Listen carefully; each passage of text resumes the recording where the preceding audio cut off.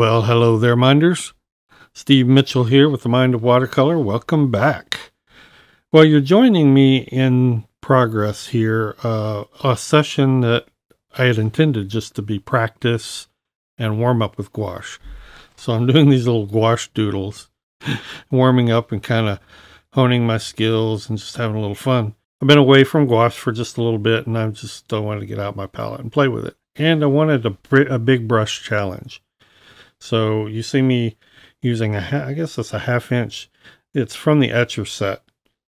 This is the reference I'm using, and you can see it's kind of dark. It's the piece down in the lower left corner. So yeah, the big brush was just intended to keep me from fiddling with the details too much, and I wanted to concentrate on bigger values and that sort of thing. And the more I did this, the more I thought, there's been something I've been wanting to discuss for a while, so maybe take the opportunity today to do that. And that is shape design or abstraction. This is the palette I'm using, by the way. That's Maimeri gouache on the right and Schmincke on the left.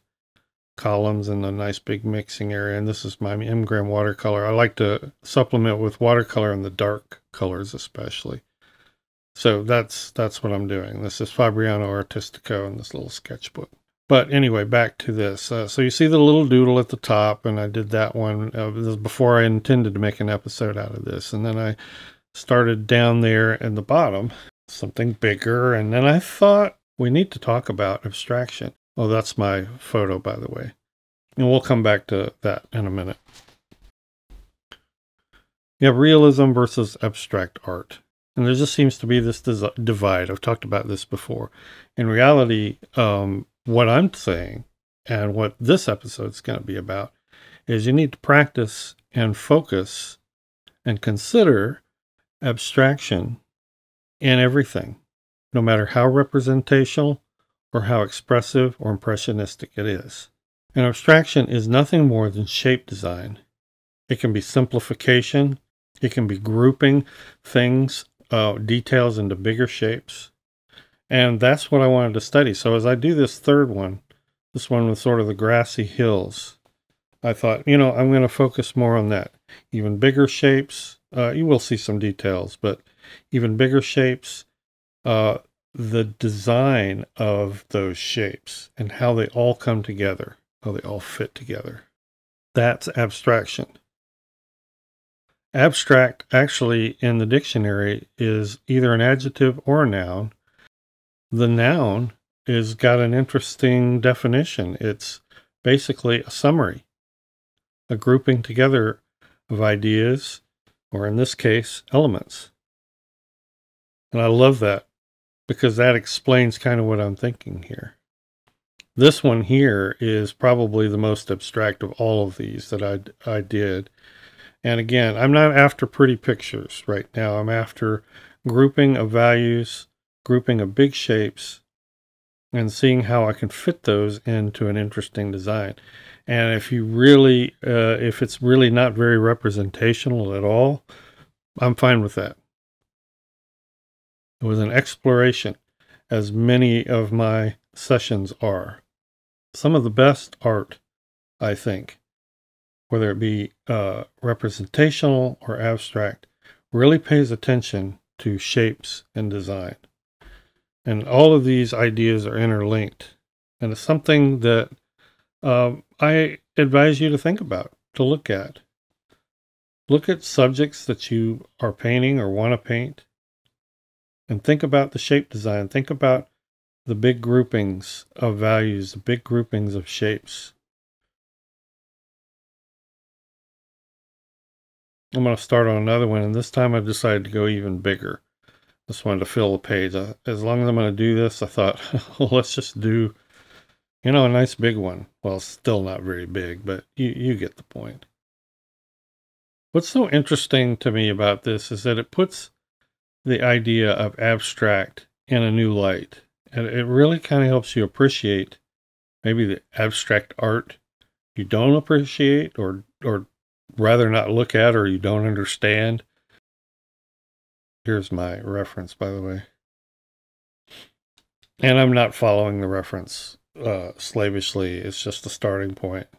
I'm really, again, after those big value shapes and how I can abstract those into a meaningful and interesting composition. Completely aside from the idea of representation. It's going to represent some reality, and that's fine. But anyway, back to abstract. I've heard people talk about, oh, I don't understand abstract art. I don't like abstract art. I prefer realism. And then I have, people say, oh, realistic art is boring. If I wanted a photo, I'd take a picture.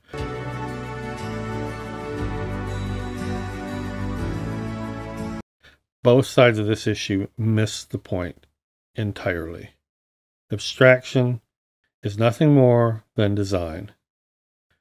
It's using elements that are not considered necessarily representational of reality, and it's injecting that into all art. And this can even be photorealism. The best photorealism has a design to it, an abstraction in there that is compelling, at least to me. And if it has that, then it is compelling to me.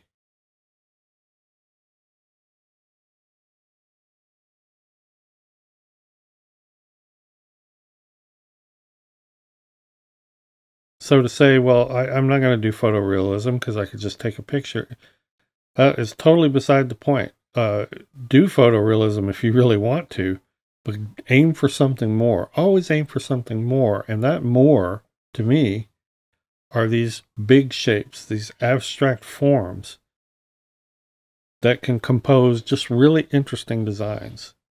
That's what I wanted to play with today, or that's really kind of the way this session evolved. I really had kind of gotten myself on a track, and I wanted to do a bunch more of these, and I will. So if this is something you want to try, you want to focus on in a session, get yourself a fairly big brush, one that's going to help you avoid doing a lot of tiny details. Start looking at the shapes. If you can get photos or ideas that you can study from that include a lot of bold contrasty values, so much the better, because that'll help you see shapes better. But you can see shapes even in subtle lighting. And once I have these shapes designed and kind of interlocking in a way that I'm happy, I can go ahead and put a little bit of edge detail. Actually, that's what I'm doing here. I'd want to add just a tiny bit of edge detail, just so that there are some transitions that are interesting. Now, right here, what I'm doing is, what those dark patches you see are some tiling. Tiling is something you can do in gouache and oils. It's not something usually you can do in watercolor. It's just putting down your colors and your values in patches and then blending them together. It really doesn't work in transparent watercolor, but in gouache it does. So I was trying that. Really kind of started getting a little too fiddly again. Why is it? Why is it we always had, us representational artists always head in that direction? I don't know. And again, I don't have a problem with painting detail, but I feel there's always opportunity to make it more than just realistic detail, and that's what I'm doing here. As it turns out, I start taking some color and simplifying that area again. I got too detailed with the patchiness, but I was lowering the value some for a little more pop, so I think that works out. But it's just a really interesting exercise, very satisfying exercise. Again, I'm not ending up with a pretty picture, and I wasn't trying to. I'm just trying to see how I can train my eye. Sometimes I don't even know what will be possible, or if I'll learn anything. I want to do something and see where I end up. And this I thought was valuable because it forces you to look and see in a particular direction. So I'll leave you with this. Go big with the brush, with the shapes. Save any detail for last and keep it to the edges. Focus on those big, broad value shapes and design the shapes so that everything interlocks in a pleasing and interesting way. And you may fail, but I thought this was a valuable session. Here's my finishes. The first two on the right were kind of not following that, but as I said, this session evolved as I went, but I'm pretty happy with where it went. And that's the thing. The more you do these, the more you learn, the more interesting results you'll have. So I'm actually anxious to do several more and keep kind of pushing this awareness. Thanks, everybody. I appreciate it. Thank you so much, patrons, for your support. Hope this gave you some food for thought. We'll see you in the next video. Bye-bye.